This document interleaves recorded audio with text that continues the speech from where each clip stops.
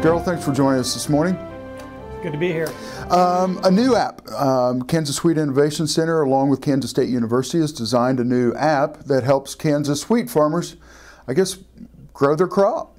Yeah, it kind of started out with just an idea. On the wheat tour, we have this formula that we use when we go out and check the fields.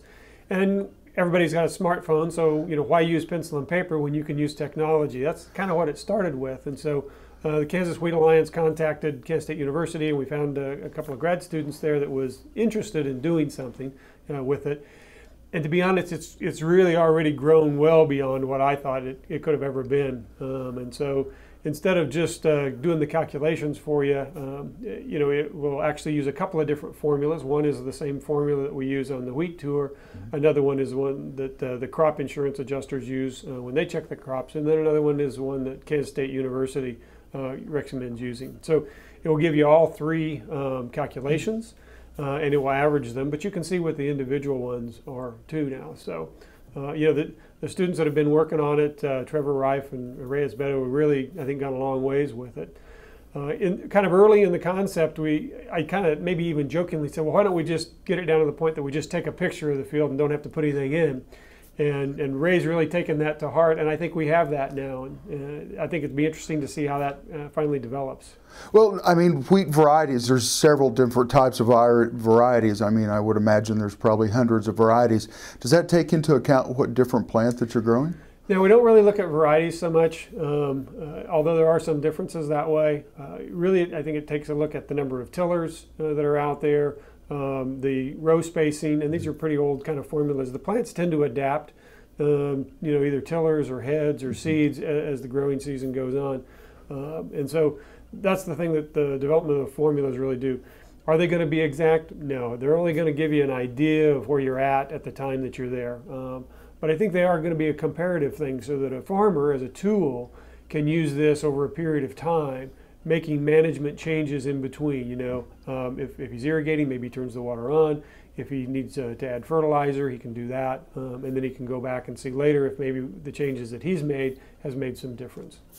Well, I know that farming is now gotten into the data age, and we've just got a short amount of time here before we go to break. But data, it's always a scary thought for farmers sharing data and having data out in the open space. Is that something you've taken into consideration? Well, right now we're kind of in this beta testing phase, and so we're asking everybody that is a beta tester to share that information, and it does go up to the cloud where we can access it and then make sure that what we're seeing there, it correlates to what it should be.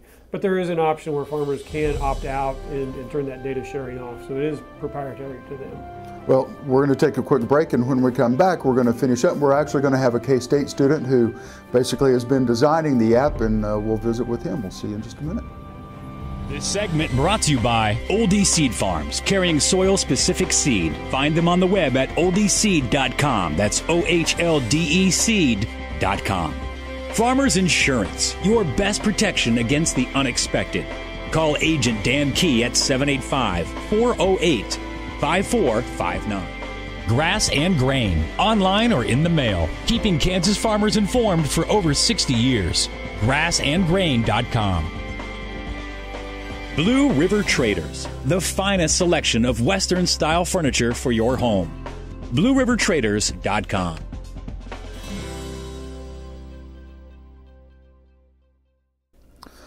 Ray, thanks for joining us this morning. It's great to be here. PhD student in soil sciences. Did I get that right? That's correct. All right. And plus you're a young guy, so you're kind of you understand the techie stuff more than some of us older guys do. So you're the designer of the app, the new wheat app. So tell us how we your thoughts starting it and where it is today.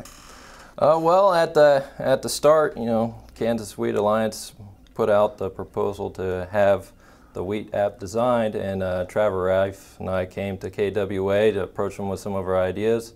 And I was glad that Trevor and I were able to collaborate on this, and another graduate student named Nan An also joined us on this project. And what we set out to do, designing the app, was try to make it very intuitive, not have a lot of screens on it, where it'll be very easy to use, not require any instructions. And its design has been ever changing ever since we started. And then after this latest beta test on the tour, there's some more changes that we're going to make it very easy for users to use, to give them yield estimations in the field. And we're very excited about the picture yield estimation side of things. It's pretty new, and I don't believe anybody else has something like that yet. What's your hope for the app long term? Well, long term, I would like to see more farmers and consultants use it and get more information in from them on ways they think we can change it to make it better serve them, help them in production of wheat, better yield estimations, and perhaps evolve it to where it can help them make different fertilizer recommendations, evaluate the status of their wheat crop at that current time based off the pictures, and then they can assess more fields faster, and then they can address more issues and perhaps make a better wheat crop. Okay, version 1 is available, or version 1.1 or 1.2, or we just completed the beta test of version 1.0, okay. And that was just the beta version to help us find all the kinks and things that need to be changed. And so that one's getting ready to be decommissioned. We're getting ready to come out with version 1.5, which will have all the changes that we made from the wheat tour. And then from there will be version 2.0, which will do the picture yield estimations in the app automatically for the user. And so we're looking to have that done hopefully in another 4 weeks. And so then we can start sending out to people to see what they think of it. iPhones versus Androids, does it matter when using the app? Apple's always better. Well, it's actually available for Android and iOS. Okay. Sorry, BlackBerry users, I don't think we'll intend to put that in on that format. But Android is available on Google Play, so you can get a beta version on there. iOS will be available by contacting KWA, and you can get in contact with me, and then I can get people in on being a beta tester, and we can send the iOS app out to them that way.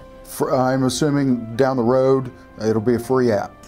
From my understanding, yes, it will be a free app, and they'll be able to, at that point of its official release, it'll be on the Google Play Store and the Apple App Store. Okay, real quick, email that they can get a hold of you at. ARA4747@ksu.edu. Feel free to contact me with any questions. I'll be glad to help them out.